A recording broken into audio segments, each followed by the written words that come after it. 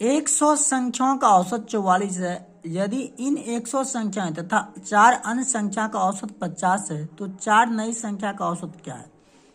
देखिए 100 संख्या का औसत 44 है और 104 का कितना है 50 है। बताइए कितना अधिक है, 6 अधिक है। 6 अधिक है कितना पे, 104 पे, तो टोटल कितना अधिक होगा, 624 अधिक होगा।